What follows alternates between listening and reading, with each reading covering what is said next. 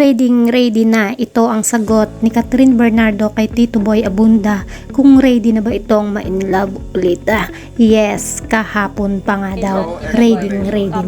Catherine, yes or no? Are you ready to fall in love again? Yes. Kahapon pa! Kahapon pa! Ready na. No, yes. Guys, hello guys, it's me Yes, again, yes. Rampadorang Inday Vlog. Rampadorang Inday Vlog, ayan. Hello guys, it's me again, Rampadorang Inday Vlog. Hello guys, it's so very loud and clear that she finally moved on, and I do hope that those people still hoping for will stop tagging her name to the past. Let her make her own choice. No fans or people can dictate her anymore. So proud of you, the very eloquent and brainy brave girl. You deserve all the love. Kung mapapanood nga nyo guys, ang interview nga nitong si Tito Boy Abunda dito kay Catherine Bernardo is makikita nyo talaga na this lady is so pleasant. She didn't even mention the negative side of his ex. She's so real, very nice person.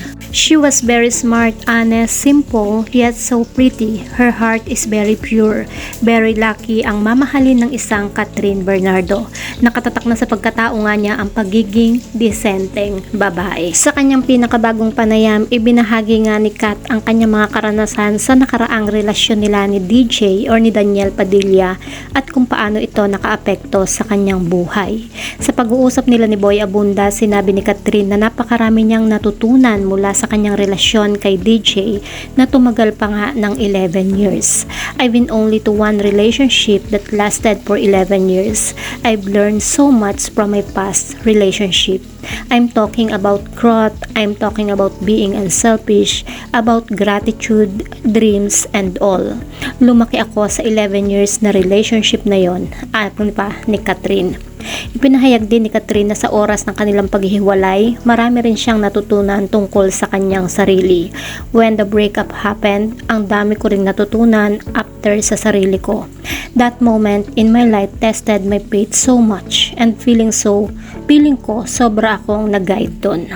I don't regret anything. It was a beautiful 11 years and kung ano yung nakikita nyo ngayon sa akin, ang laking part ng 11 years na yon sa buhay ko. Ito ang naging mensahe ni Kat tungkol sa naging 11 years relationship niya sa kanyang ex-boyfriend nga.